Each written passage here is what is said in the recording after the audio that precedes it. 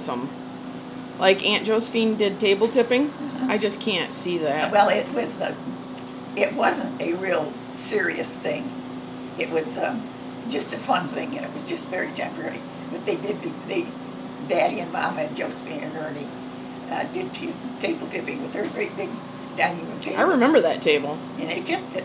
Phew. Yeah. So what did they think after they'd done it? They've never.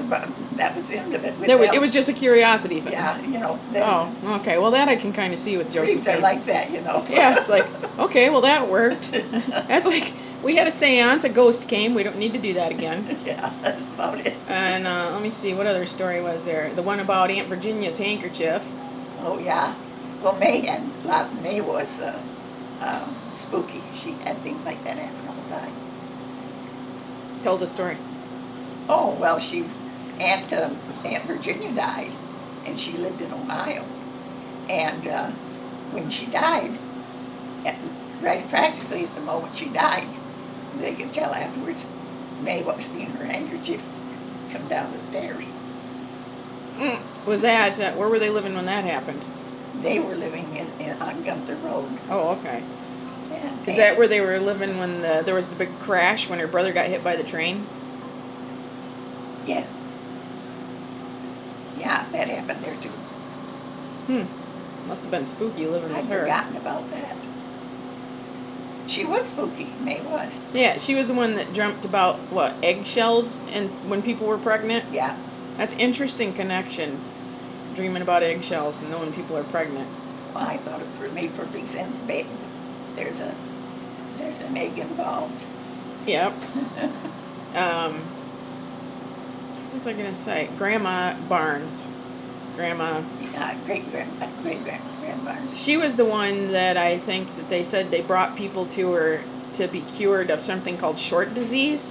I don't know about short disease, but she was a,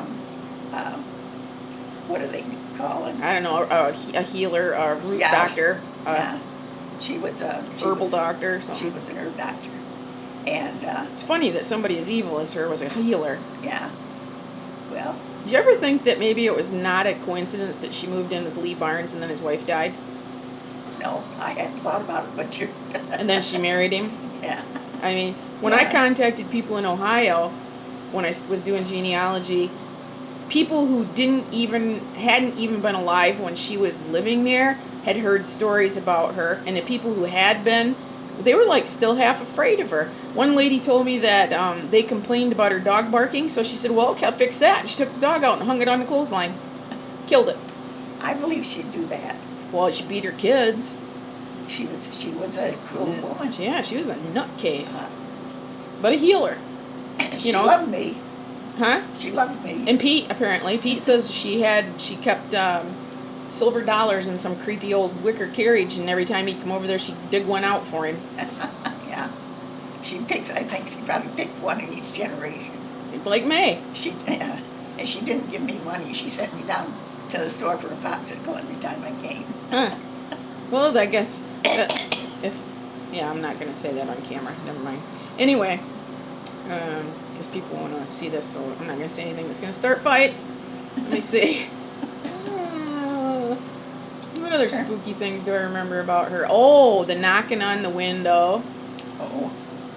When she lived in the house after Pop died, something kept knocking on the window. Well, that was May. Yeah, right. Yeah.